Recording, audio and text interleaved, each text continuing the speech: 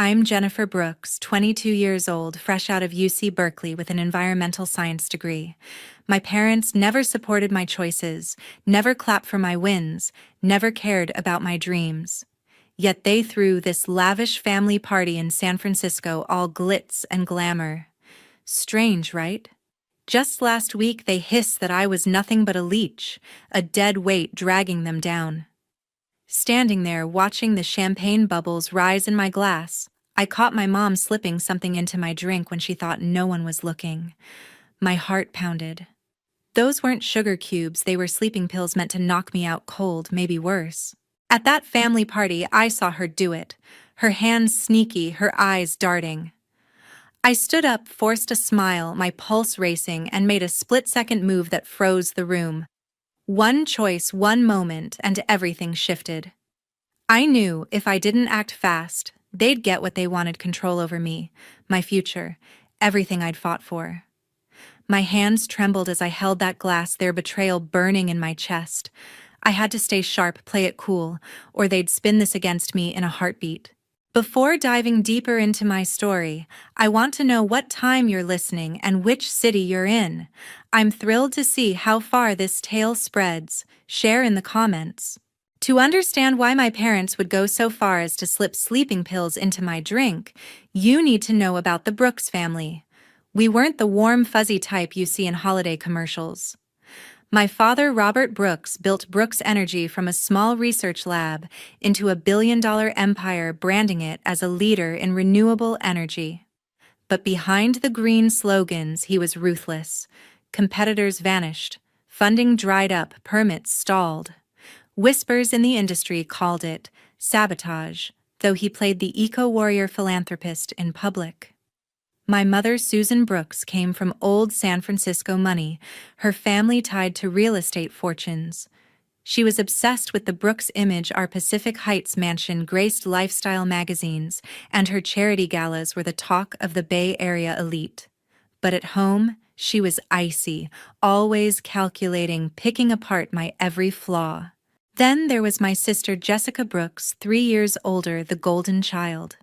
Straight A student captain of the debate team, graduated from Columbia with honors, and joined the family company as a marketing star.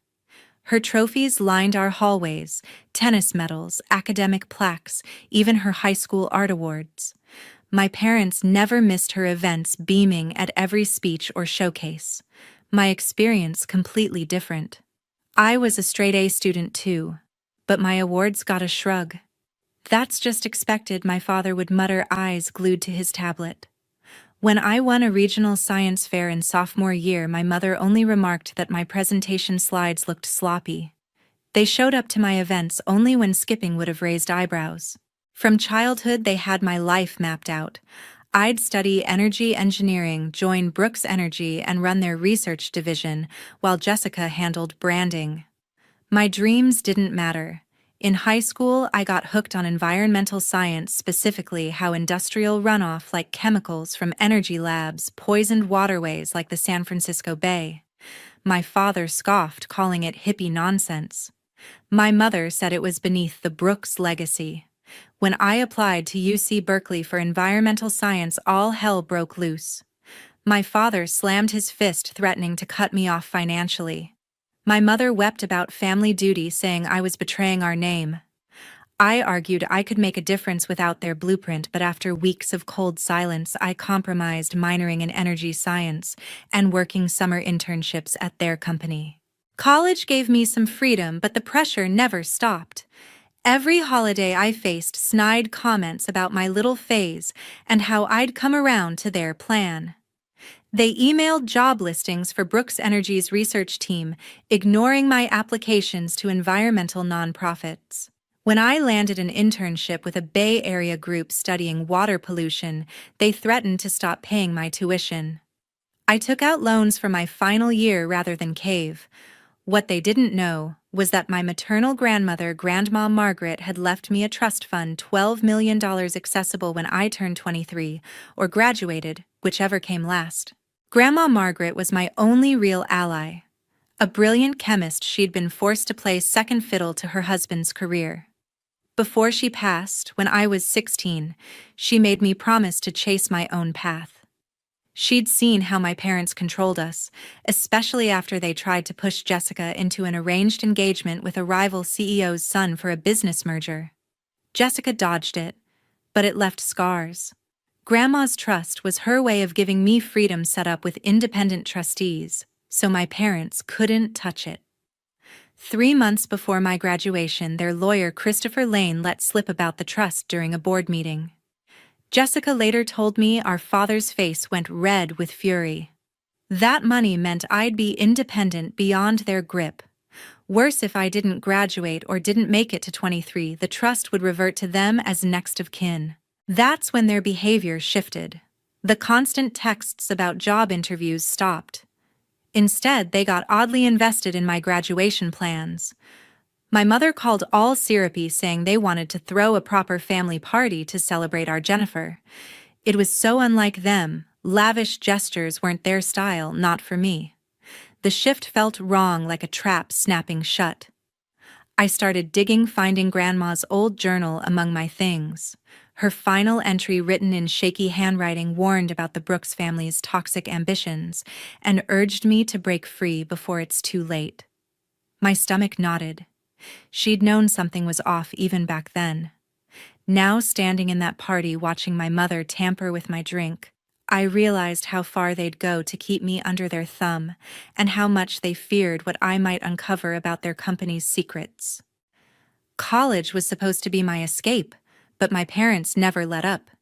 They kept pushing me to join Brooks Energy, flooding my inbox with job descriptions for their research division positions I had zero interest in. I'd send back polite rejections, saying I wanted to focus on environmental science, on cleaning up messes like the chemical runoff poisoning the San Francisco Bay. Their replies were sharp, laced with disappointment. "You're wasting your potential," my father snapped during one tense dinner. My mother just sighed, muttering about family legacy. When I landed a summer internship with a nonprofit tracking water pollution, they hit the roof.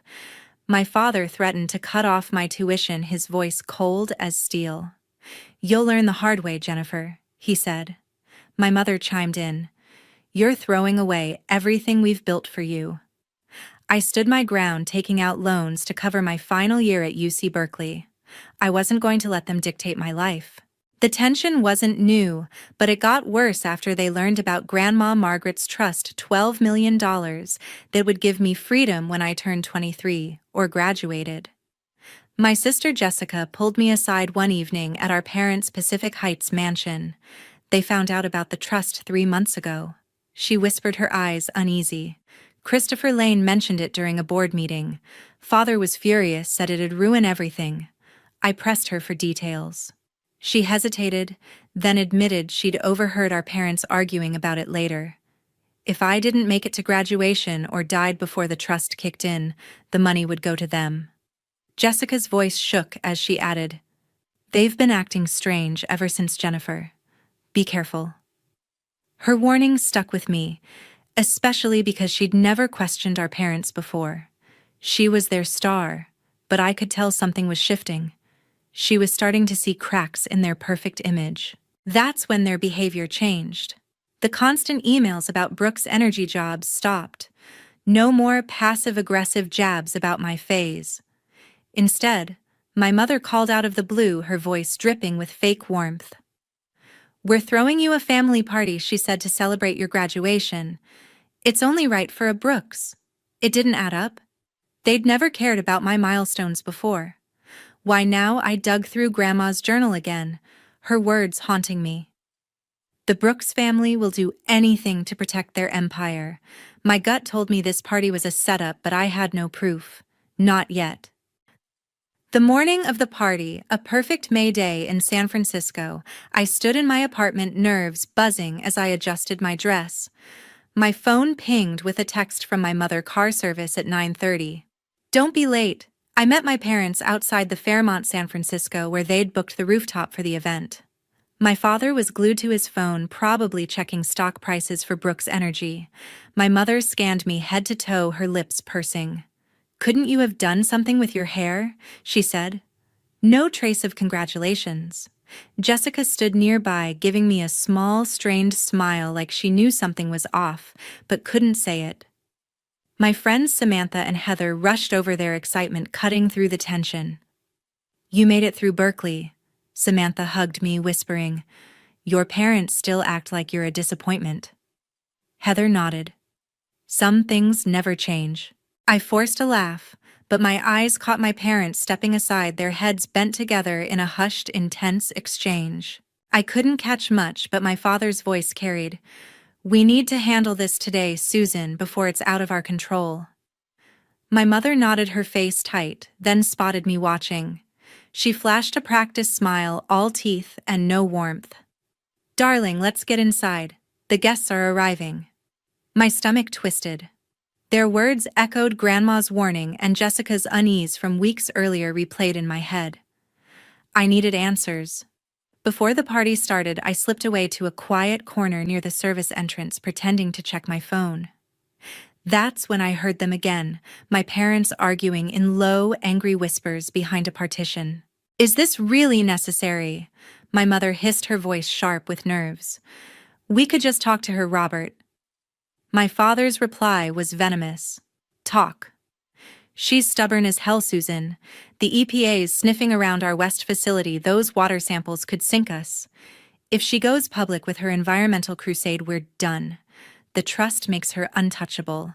$12 million and she's out of our reach." My mother's voice dropped lower. "But slipping pills in her drink? At her own party?" My father cut her off. "It's just enough to make her sick, knock her out for a few days. Food poisoning, that's what it'll look like. We'll handle the trust paperwork before it transfers next week. If she's out of the picture, the money's ours." My blood ran cold. I gripped my phone so hard my knuckles whitened, barely breathing as I recorded their words through the partition, thanks to a tip from my boyfriend James, who taught me how to use the app discreetly. They were planning to drug me, not to kill, but to hospitalize me long enough to steal my inheritance and bury their company's crimes. The Brooks empire was built on lies, and I was the one thing standing in their way. The Fairmont San Francisco's rooftop was a spectacle, ice sculptures dripping in the May heat, champagne fountains sparkling under chandeliers, gourmet stations piled with food, and a string quartet humming in the corner. Guests mingled their laughter loud, half of them strangers to me, business associates, not family friends. I stood by a table, my stomach still churning from what I'd overheard in the service corridor. My parents' plan to slip sleeping pills into my drink to make me sick enough to miss the trust deadline and bury their company's secrets felt like a blade in my chest. I scanned the crowd, spotting my father Robert shaking hands with men in tailored suits. His smile all business. My mother, Susan, glided through the room playing the perfect hostess while my sister Jessica lingered near the bar, her eyes darting nervously. Professor Daniel, my advisor from UC Berkeley, approached with a glass of water. "Quite the show your parents put on," he said, his tone warm but cautious. "Congratulations, Jennifer. You've earned this." I forced a smile. "It's a bit much for them, don't you think?" "Not their usual style." He nodded, glancing at my father. "Those are board members from Brooks Energy," he murmured. "I hear the EPA's been circling their West facility lately. Rumors of water contamination. Be careful, they're on edge." His words hit like a warning shot, echoing what I'd heard about the polluted bay. I thanked him, my mind racing as I caught my parents watching me, not with pride, but with a cold, calculating stare that made my skin crawl. Jessica sidled up, her voice low. "Something's not right, Jennifer. Father asked me twice if you'd mentioned your plans after graduation. Mother keeps checking her phone like she's waiting for a signal." Before I could respond, my father raised his glass. The room quieting. "In 15 minutes, we'll toast to the family," he announced, his businessman grin plastered on. "Everyone grab a champagne flute." Waiters moved in, arranging trays of glasses. I watched my father point to a specific bottle with a silver label. "That one," he said sharply to a waiter. "For the family only." I excused myself, heart pounding, and slipped toward the employee restroom to clear my head. Near the service door, I heard their voices again, my parents arguing in hushed tones. "Are you sure about this, Robert?" My mother whispered, her voice tight. "It's risky." My father's tone was ice. "The EPA's closing in, Susan. If she starts digging into the bay pollution, we're finished. Those pills will put her in the hospital for a few days, long enough to lock down the trust. It'll look like a bad stomach bug, nothing more." My mother hesitated, but at her own party, he snapped back. "Keep your voice down. We can't let $12 million slip away." I pressed myself against the wall, my phone already recording thanks to James, my boyfriend, who'd shown me how to capture audio discreetly. Their words confirmed it. They'd do anything to stop me. Back in the main room, I forced my face into a calm mask, years of dodging their manipulation kicking in. Waiters arranged champagne flutes on a silver tray, my father hovering nearby inspecting each glass. He picked one, setting it slightly apart, his movements deliberate. I spotted James across the room, giving him a subtle nod to start recording on his phone. My friends Samantha and Heather stood nearby, chatting about our post-graduation plans, sharing an apartment, starting our careers. I pulled them aside, my voice steady despite the panic clawing at me. "I need a favor." "No questions," I whispered. "Samantha, keep your phone ready to record the toast. Make sure you get my father in the frame when he hands out the glasses." Samantha nodded, loyal as always. "You okay?" Heather asked, her brow creasing. "Just family stuff," I said, forcing a smile. "You know how it is." The minutes dragged like hours. My environmental science training kicked in, analyzing what those pills could be. Something subtle, mimicking food poisoning, likely from Brooks Energy's research labs, hard to trace. Nausea, dizziness, maybe a racing pulse. If it hit, I'd need to act fast, tell the paramedics what to check. My father called everyone together, his voice booming. Time for the family toast. He grabbed the silver label bottle, pouring into the flutes himself, ensuring the marked glass stayed separate. He handed one to my mother, then Jessica, and finally approached me, his eyes locking onto mine with a smile that didn't reach them. To Jennifer, he said loudly, pressing the glass into my hand, its base slightly cloudy with undissolved powder. My mother stepped in smoothly. "Robert, say a few words about our daughter." He cleared his throat, slipping into his CEO charm. "Jennifer's always been determined," he began, his words dripping with hidden disdain only I could hear. "She's chosen her own path, and today we celebrate her milestone." The guests clapped, oblivious. My mind spun. That glass in my hand was a ticking bomb. Samantha was recording, her phone angled discreetly. I needed evidence. Refusing the drink would just give them another chance later. I had to act now. "Before we toast," I said, stepping forward with a bright smile, "I want to honor my sister Jessica. She's been the family's shining star, and I wouldn't be here without her." I turned to her, raising my glass. "This champagne's too good not to share, sis. Take mine." Before anyone could react, I pressed my untouched flute into Jessica's hand smoothly, taking hers, all ready, sipped safe. My father's face froze, his eyes wide with suppressed panic. My mother's grip tightened on her glass, her smile cracking. Jessica looked confused, but smiled back, social habit taking over. "To family," I said, raising her safe glass, staring straight at my father. "To family," Jessica echoed, drinking deeply from the tainted flute. The room cheered, glasses clinking, but my father's face was ashen, sweat beading on his brow. My mother darted glances between him and Jessica, her composure fraying. I sipped Jessica's glass, holding my father's gaze, my heart pounding but my expression steady. The quartet played on, guests oblivious. Guilt twisted in my gut. I'd let my sister drink something meant for me. They'd said it wouldn't kill, just sicken. But what if they'd lied? 30 minutes later, it hit. Jessica was chatting with a guest when she stumbled, pressing a hand to her forehead. "I feel dizzy," she mumbled, her voice slurring. She swayed, collapsing into the guest's arms. "Help," he shouted. "Something's wrong." My parents rushed over their panic reel now that their golden child was hit. My father knelt beside her, his hands shaking. "Call an ambulance!" My mother screamed, her poise gone. Professor Daniel pushed through, checking her pulse.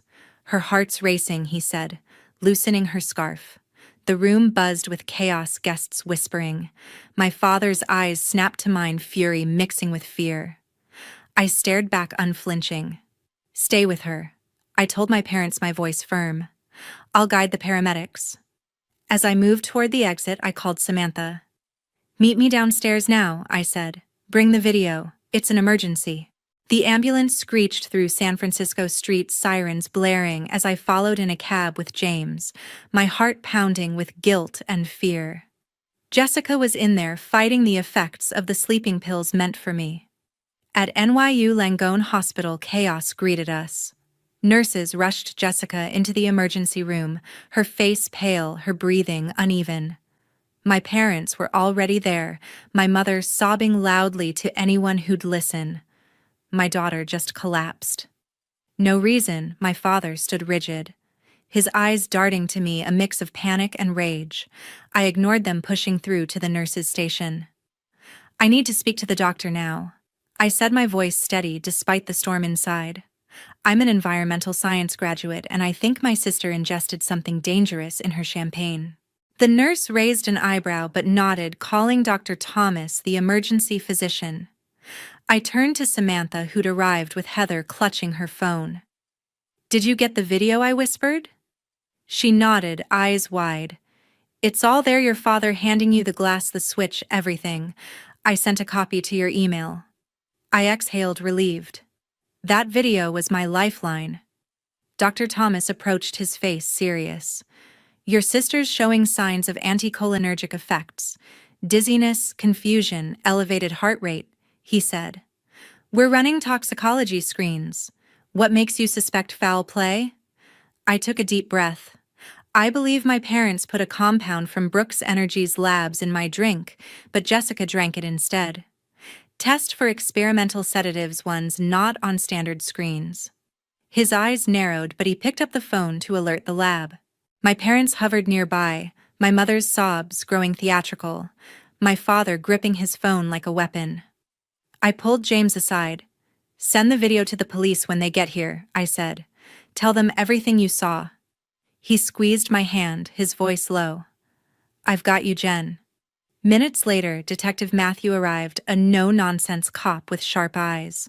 "Walk me through it," he said, notebook ready. I recounted the overheard conversation at the party, my father's careful selection of the tainted glass, and my split-second decision to switch with Jessica. "I didn't think it was lethal," I said, my voice shaking. "I just needed proof. I'm so sorry she's suffering." He scribbled, his expression unreadable. "And why would they do this?" I swallowed hard. "Money. Control. My grandmother left me a trust, $12 million that activates next week. If I'm out of the picture, it goes to them.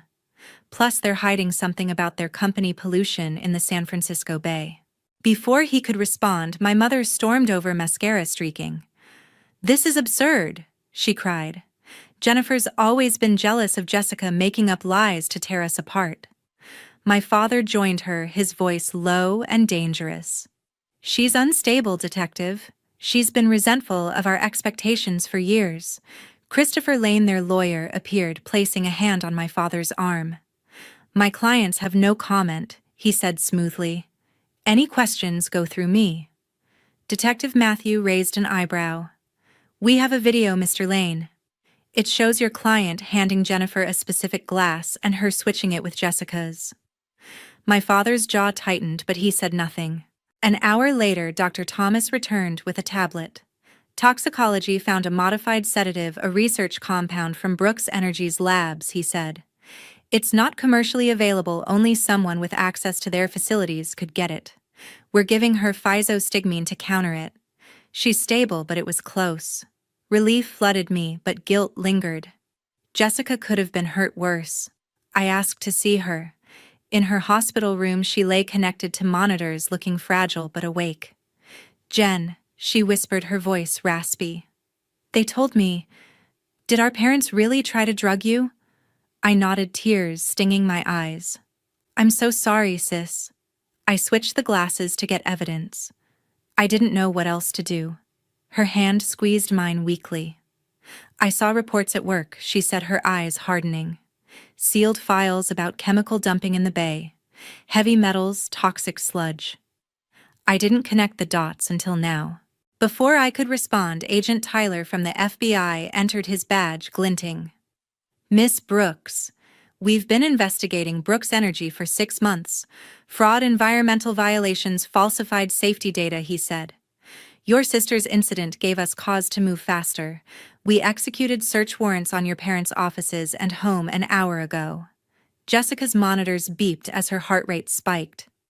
I signed some of those papers, she said, her voice breaking. They told me it was routine compliance. Agent Tyler nodded. We'll need your statement later. For now, rest. As he left, Jessica turned to me, tears streaming. I trusted them blindly. Defended them when you said they were controlling. And they did this. I held her hand tightly. They manipulated us both, Jess. But we're done being their pawns. The hospital room became a hub of activity. Detective Matthew separated my parents for questioning my mother's protests echoing down the hall. My father demanded Christopher Lane, his voice icy. I sat with Jessica, our hands still clasped, a new bond forming through shared betrayal. Hours later, Agent Tyler returned with a folder. We found something in your parents' home, he said, holding up a small leather journal. It's your grandmother's. Recognize it. I opened it. My breath catching. Grandma Margaret's handwriting detailed her suspicions about Brooks Energy's early pollution, decades-old records of chemical dumping she'd tried to expose. Her final entry read, Jennifer has the strength to end this family's lies. I trust her to do what I couldn't. The San Francisco Chronicle broke the story 2 days later. Energy CEO and wife arrested for attempted drugging of daughter. Smaller headlines screamed FBI uncovers fraud and toxic dumping at Brooks Energy. Our family name, once a symbol of wealth, became synonymous with greed and betrayal. At the preliminary hearing weeks later, the courtroom was packed. My parents sat at the defense table dressed impeccably despite detention. My mother's eyes welled when she saw Jessica, but my father stared ahead, refusing to look at us. The prosecution played Samantha's video clear as day, my father handing me the tainted glass, my switch with Jessica. Toxicology reports matched the compound to Brooks Energy's labs. Financial records showed the trust motive, and FBI evidence revealed years of illegal dumping that poisoned Bay Area communities linked to rising cancer rates. When the judge ruled there was enough evidence for trial, including attempted harm and environmental crimes, my mother collapsed in sobs. My father's face stayed stone cold, his jaw clenched. Outside, reporters swarmed. Jessica grabbed my hand, stepping forward with fire in her eyes. My sister saved my life, she said, her voice steady. Our parents tried to drug her to steal her inheritance and hide their crimes. They're the ones who betrayed this family, not us. The crowd fell silent, cameras flashing. I squeezed her hand, my heart swelling. We were no longer their perfect daughter and their disappointment. We were survivors standing together against their lies. The fallout came fast. My parents took plea deals, 20 years for my father Robert on charges of attempted harm and environmental violations, 15 for my mother Susan after she agreed to testify about Brooks Energy's fraud. The judge called them flight risks, citing offshore accounts they'd siphoned funds into for years. Their empire crumbled overnight.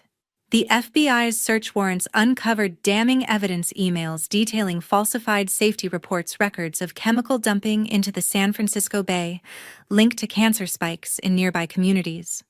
My parents' names, once plastered on charity banners, became shorthand for corporate greed and family betrayal. Jessica and I hired our own lawyer, a sharp woman named Ellen Carter, to untangle our ties to Brooks Energy. Your grandmother's trust is secure, she told us in her San Francisco office. The trustees expedited the transfer given the circumstances. The $12 million was mine, but I didn't want their tainted legacy. We sold their Pacific Heights mansion and personal assets, directing every cent to a victim compensation fund for communities poisoned by the bay's contamination. Cleanup costs topped $100 million, but it was a start.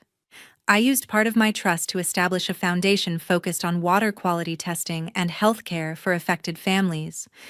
It couldn't erase the damage, but it felt like a step toward justice. Jessica resigned from Brooks Energy the day she left the hospital. I can't be part of their lies anymore, she told me, her voice firm, despite the shadows under her eyes. She enrolled in law school at UCLA, specializing in environmental law, driven to hold companies like our parents accountable. I moved to a small house on a lake in Northern California, a property Grandma Margaret had left me, where we'd spent summers as kids, free from our parents' control. The quiet there was healing, a stark contrast to the cold perfection of our old mansion. Jessica joined me a month later, selling her downtown condo, too haunted by memories of family dinners and fake smiles. Walking through the lake house one November morning, 7 months after that fateful party, I found another of Grandma's journals in a dusty box. Her words hit hard. The Brooks family poisons everything water trusts love. Jennifer break their cycle. She'd seen their corruption decades ago and trusted me to end it. Jessica read it over my shoulder, her hand on mine. You did what she wanted, she said softly. We both did. That moment solidified our bond, not just as sisters, but as survivors who'd chosen truth over loyalty to a toxic name. We cut all ties with our parents. No visits, no letters, no inheritance. Their lawyers tried reaching out, offering apologies that rang hollow. We refused to hear them. They'd tried to drug me, destroy Jessica, and poison entire communities for profit. There was no forgiveness. No reconciliation, only a clean break. I started a job with an environmental firm in California, using my degree to clean up industrial pollution, turning Brooks Energy's damage into something reparable. Jessica threw herself into her studies, her old perfectionist drive now fueled by purpose, not parental approval. Standing on the lake house porch one evening, watching the sunset ripple across the water, I reflected on what we'd lost and gained. The Brooks name was dead to us, but we'd found something better, a family built on trust, not blood. Samantha, Heather, James, and Professor Daniel had stood by us, my chosen family, through every step. I'd learned a hard truth. Blood doesn't guarantee love or loyalty. My parents saw me as a threat to control, a leech to eliminate, but their betrayal taught me to spot manipulation early, to recognize the signs of a toxic family and walk away. That's the lesson I want you to take from this. Don't let greed or control blind you. Choose justice, choose independence, and choose people who lift you up. If you're stuck in a toxic situation, reach out to friends, to professionals, to anyone who'll listen. You don't have to face it alone. My grandmother's trust gave me freedom, but her real gift was believing I could break free from the Brooks poison. That faith carried me through, and it's shaping my future now. I'm building a life rooted in truth, not lies, and I hope my story reminds you that you can too. Thank you for listening to my journey. If it resonated, hit that like button and subscribe for more stories of survival and strength. Drop a comment below, share your own experiences or thoughts.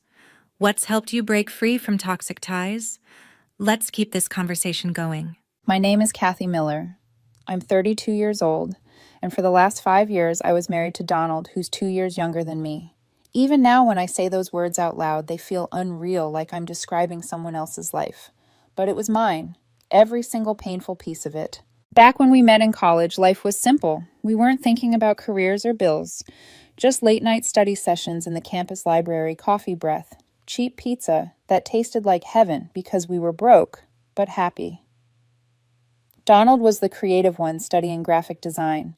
I was practical business management, organized to a fault, the one with color-coded binders and 3 planners. He used to tease me for it, but it was part of why he said he felt safe with me. After graduation, our paths diverged the way we thought they would. I landed a stable job in project management at a mid-sized firm. It wasn't glamorous, but it was solid. I was proud of that stability, proud I could stand on my own 2 feet. Donald, on the other hand, drifted. Freelance design gigs here and there, bursts of inspiration, followed by dry spells that left him restless and moody. I didn't mind carrying the weight at first. That's what partners do, right? I picked up extra shifts, cut back on my hobbies painting, which I loved but barely touched anymore. I even dipped into my savings to help Donald pay for certification classes when he told me he wanted to become a fitness instructor. "This will change everything for us," he'd said, eyes shining in that way that made me believe. And I did. I encouraged him, drove him to classes, celebrated his milestones like they were my own. When he finally got hired at a local gym, I thought, we're building something real here, something together. But I can see it so clearly now, that was when the cracks began to form. Donald got pulled into the culture of the gym. At first I thought it was good for him, new energy, new community. But soon it wasn't just about health or clients. It was about image. He'd scroll through endless feeds of influencers with sculpted bodies and exotic vacations, and then look at me with this subtle disappointment in his eyes. "Why don't we travel more like these couples?" he'd ask. "We're saving for a house," I'd remind him. "Or maybe you should come with me to the gym. You'd feel more alive." He said it like a casual suggestion, but I felt the sting. I wasn't unfit. I hiked, I walked, I had energy. But I wasn't gym fit. I didn't spend my evenings flexing in front of mirrors or counting macros. Still, I tried. I joined him for a few sessions. The clang of weights, the blaring music, the sea of neon leggings and grunting, it wasn't me. But I smiled through it, trying to be supportive, trying not to notice how Donald's eyes lit up only when someone else complimented his form. That's when her name first slipped into our lives. Jade, his trainer. A tall, tattooed woman in her late 20s, with the kind of smirk you either find magnetic or insufferable. For Donald, it was clearly the former. At first, it was harmless mentions. "Jade says I've got natural potential. Jade recommended this protein shake." I brushed it off. We all talk about coworkers, right? But then, Donald's phone started buzzing late at night, and he'd angle it away from me with a little too much caution. Once, when he left it face up, a message popped up. "Can't wait for our session tomorrow." My gut twisted, but I didn't say anything, not yet. I told myself I trusted him. That's what marriage is built on. And yet, in the pit of my stomach, I already knew something was shifting. That's the thing about betrayal, it doesn't crash into you all at once. It drips in slowly like a faucet you can't quite shut off. And before you realize it, the room is flooding. At the time, I still thought I could fix it. I had no idea how wrong I was. It started slowly like a leak in the ceiling you don't notice until the whole roof caves in. Donald was no longer the man who once stayed up late, sketching designs on our kitchen table, telling me I was his anchor. Now every conversation circled back to the gym to Jade. At first I laughed it off. He'd say things like, "Jade says my form's perfect," and I'd smile. But inside I felt my chest tighten. Why did it matter so much that she noticed? Why wasn't my encouragement enough? He began comparing us to couples he saw online. Perfectly staged photos of beach vacations. People dripping in designer clothes. Why don't we travel more?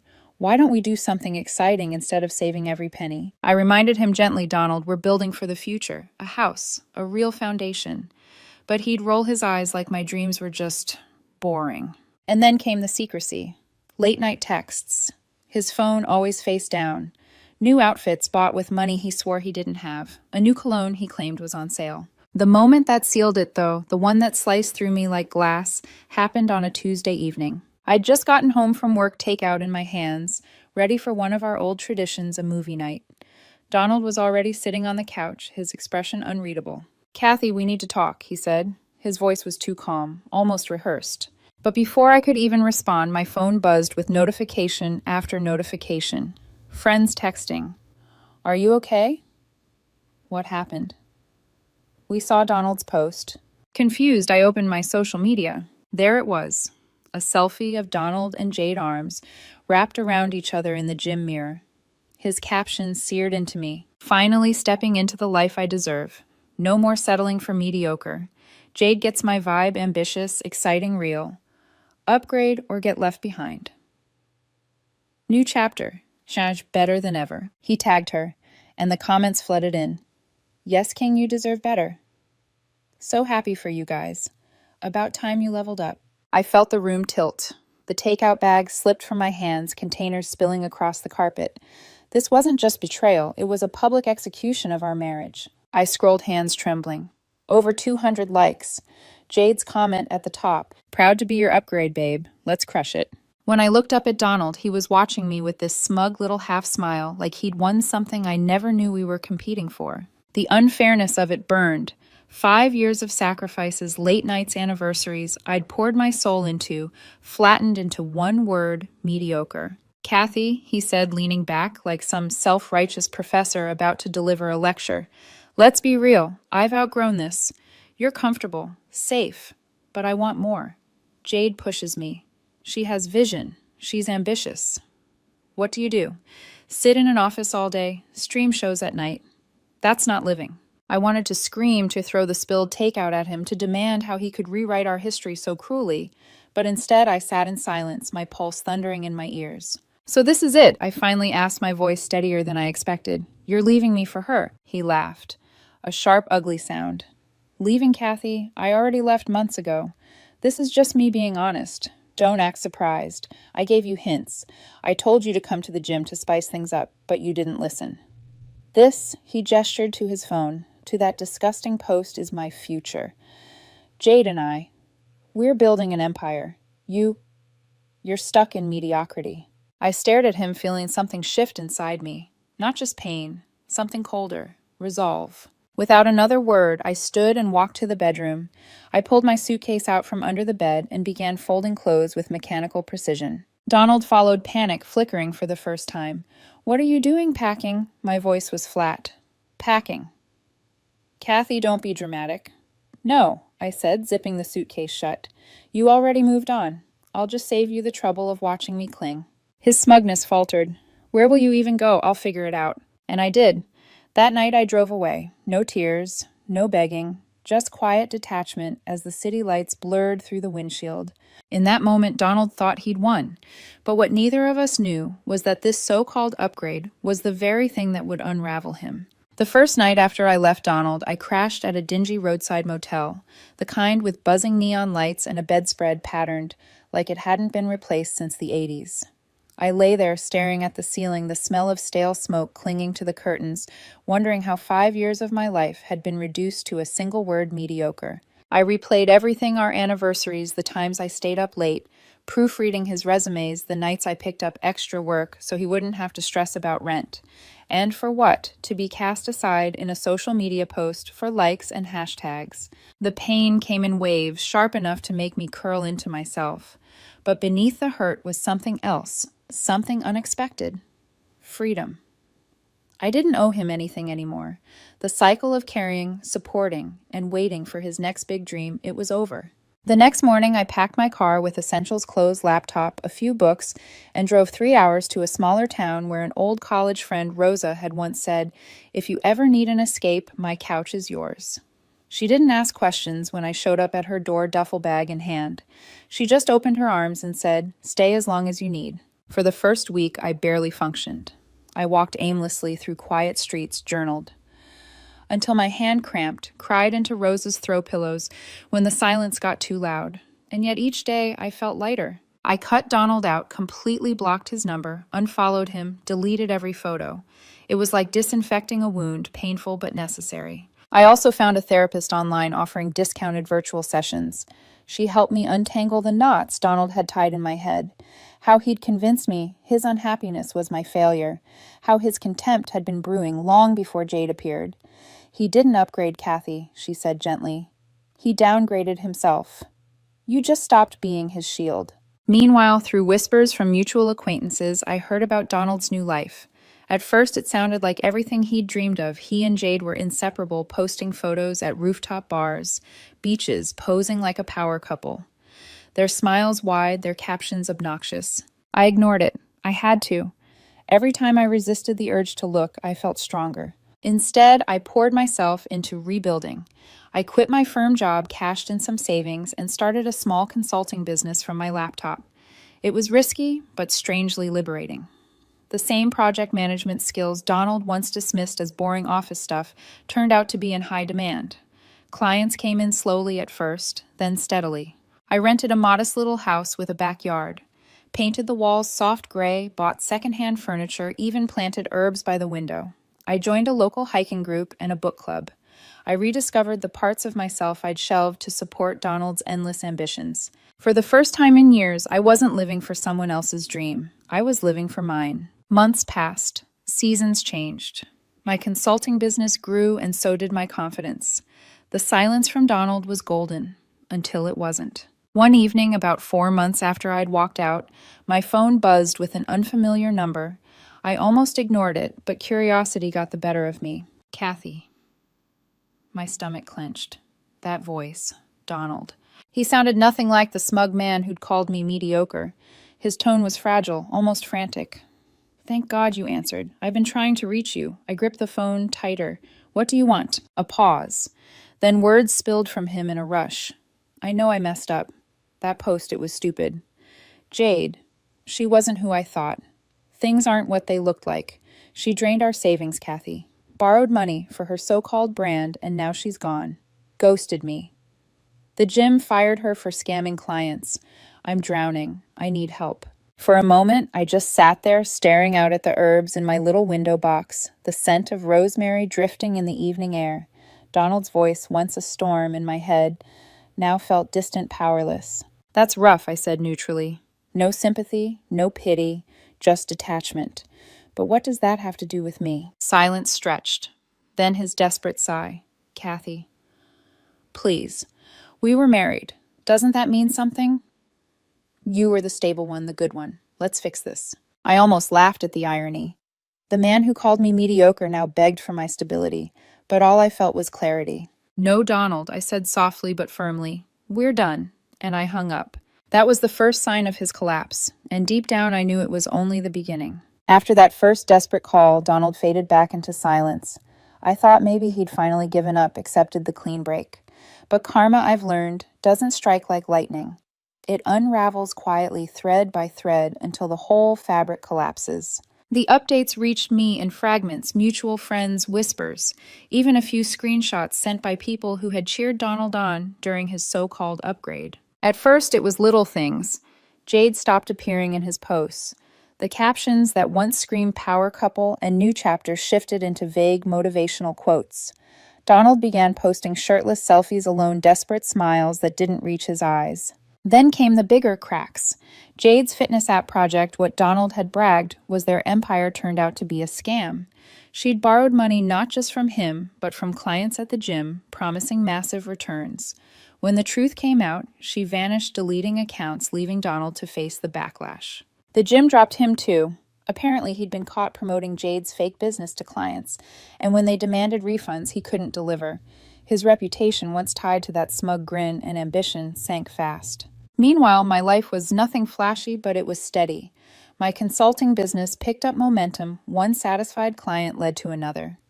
I even landed a big contract with a company overseas enough to finally buy decent furniture and turn my little house into a true home. I joined weekend hikes, sat around bonfires with new friends, read books I'd always meant to finish.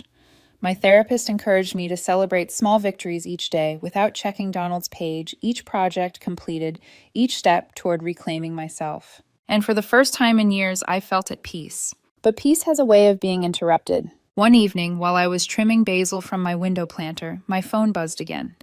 An unknown number. I knew before answering who it would be. Kathy Donald's voice cracked raw this time. Please, just listen. Everything's falling apart. Jade scammed me. Scammed everyone. She drained my accounts, ruined my name. I'm broke. People are cutting me off. Even my own family's distancing themselves. I don't know where else to turn. I stayed silent, listening to the tremor in his voice. Part of me felt the old reflex, the urge to soothe, to fix. But then I remembered the night I left the smug smile as he told me I was mediocre, while Jade draped herself across his arm. You made your choice, Donald, I said finally. Calm, detached. Now you're living with it. Kathy, please. His words tumbled over themselves. I was wrong. I see it now. You were the one who kept me grounded. You, he choked. You were everything. Were. I closed my eyes, letting the weight of his words hang in the air. Once they would have broken me. Now they just felt empty. That's rough, I repeated, echoing the same tone as last time, and I hung up again. But Donald wasn't done. Karma had him by the throat, and desperation made him relentless. Over the next few weeks, the attempts escalated. A text from a new number. Kathy, I'm sorry. Please coffee, no drama. An email to my work address somehow dug up. I lost everything. Living off friends. Please just talk to me. I know I was cruel, but I've changed. Then came the guilt trips through others. Kara, one of his loudest cheerleaders when he left me, called out of nowhere. Kathy, he's a mess right now. You need to man up and forgive him. He learned his lesson. Don't be petty. I almost laughed at the hypocrisy. Kara, this isn't your business. Tell him to stop. Click. A week later, a voicemail from Donald's brother Kathy. He's crashing at my place, crying every night. Jade took thousands. He's sorry, I swear. You were good for him. Please think about it. But I didn't think about it. Not for a second. Because I finally understood Donald wasn't sorry for what he did. He was sorry for what he lost. And there's a difference. Karma had arrived, dressed as Jade's betrayal, financial ruin, and public humiliation. And me, I didn't need revenge. Watching the universe hand him the bill was more than enough. When a person like Donald feels the walls closing in, they don't accept defeat gracefully. They claw, scratch, and manipulate, desperate to regain control. At first, his attempts at contact were drenched in regret. Text after text from numbers I didn't recognize. Kathy, please, I was blind. You were everything. Let me fix it. When I blocked one, another popped up. Then came the emails. Pages of rambling half-apologies, twisted justifications buried under desperation. I know I hurt you, but Jade tricked me too. We both got played. Don't throw away what we had because of one mistake. One mistake. He framed the months of betrayal, the public humiliation, the smug way he dismissed me as one mistake. And when I stayed silent, his tone shifted. His sister called next. We'd never been close, but she tried the guilt card. Kathy, he's hit rock bottom. Don't you remember your vows?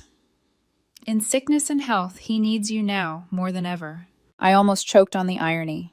None of them had remembered my vows when Donald was parading Jade online, calling me mediocre. Where were they then, cheering him on? I told her calmly. My vows ended the day he broke them. Don't call again. Click. A week later, Donald's brother left me another voicemail. This one wasn't guilt. It was pleading. Kathy, he's not eating. He lost his job, his apartment. He's crashing with me, but it's bad. You don't have to take him back, but at least talk to him. Give him closure. Closure. That word made me laugh bitterly. Donald had slammed the door on closure the day he chose to post our ending online for strangers' applause. When guilt didn't work, Donald's desperation morphed into manipulation. Another call, another new number. His voice was hoarse, broken. Kathy, I'm on my knees here. I'll delete the post. I'll go public apologize to you in front of everyone.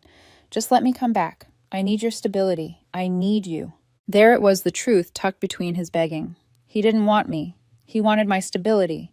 The same stability he'd spat on mocked as mediocrity. I finally answered one of his calls more out of curiosity than compassion.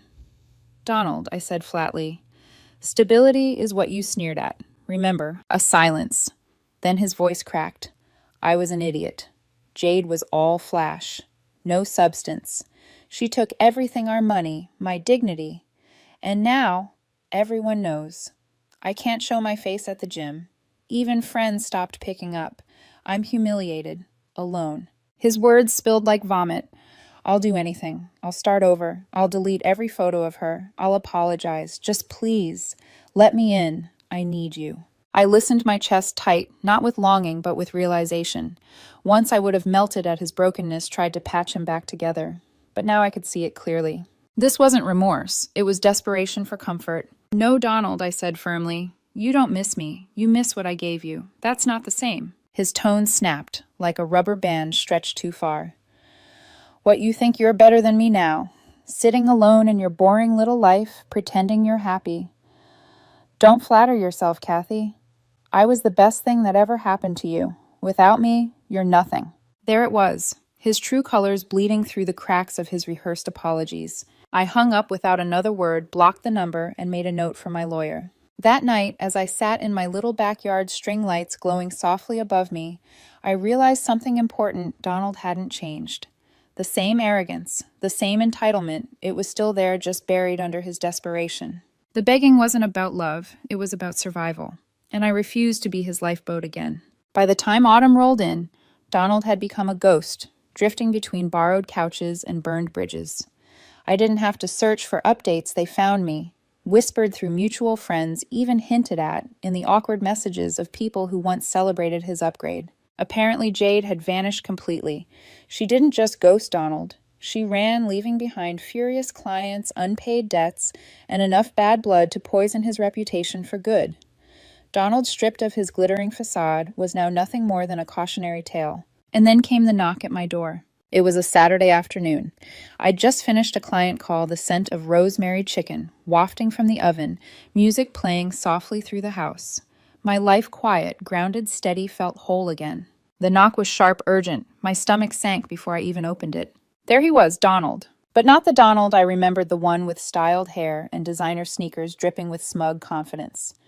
This Donald looked wrecked. His hair unkempt, eyes, hollow clothes, wrinkled and smelling faintly of sweat and cheap cologne. At his feet sat a battered duffel bag. "Kathy," he whispered, his voice hoarse, "please." Behind him, leaning against a beat-up car, was Kara, his loudest cheerleader, during his better-than-ever days. She crossed her arms, watching with thinly veiled impatience, like she was a reluctant chauffeur forced into this humiliation. Donald's eyes darted past me into the house. The fresh paint, the neat garden, the faint strains of music, all proof that I hadn't just survived. I had thrived. "You've built something," he said, his voice breaking. "You look good. The house, it's beautiful. You did this without me." I stepped onto the porch, closing the door halfway behind me. A barrier, a boundary. "What do you want, Donald?" I asked, my tone even. He swallowed hard, shoulders sagging. "I've hit rock bottom. Jade's gone for good. The cops are looking into her scams, and I lost everything. My job, my friends, my apartment. I got evicted yesterday. I have nowhere left to go." His words hung heavy, but I felt nothing. No pity, no flicker of the old instinct to fix him, just clarity. "Let me in," he pleaded. Eyes wide, shimmering with unshed tears. "We can rebuild. I'll make it right this time. I'll delete every post, apologize, publicly, whatever you want. Just please don't leave me out here." From the car, Kara called out, annoyed, "Yeah, Kathy, don't be heartless. He's family." Donald shot her a glare. "Stay out of this." Then back to me, voice cracking almost a whisper now. "Kathy, I was wrong.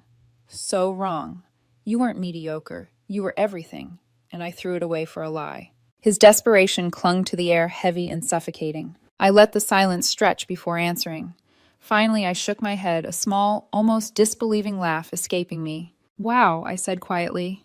"From telling me you were too good for my mediocre life, to standing here begging to be let back in. That's a plot twist even I didn't see coming." His face crumpled, shame flickering into anger. "You're mocking me." "No," I replied calmly. "I'm observing. You wanted excitement, Donald. Looks like you got it. But me, I've built something real here. Peace, stability, a life I'm proud of, without you." His jaw tightened, his eyes bloodshot and desperate narrowed. "You'll regret this," he spat. "I was the spark in your life. Without me, you're nothing but—" "Free," I cut him off. My voice was steady, final. And with that, I turned, stepped back inside, and closed the door. The click of the lock echoed like a punctuation mark.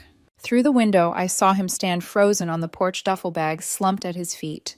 Kara muttered something, grabbed his arm, and pulled him toward the car. He resisted at first, then stumbled along like a man finally realizing the empire he'd built on sand had truly collapsed. I didn't watch them drive away. I didn't need to. For the first time, the chapter was closed, not because Donald walked out, but because I finally did. After Donald left my porch that day, dragging his duffel bag back to Kara's beat-up car, I stood in the quiet of my living room for a long time.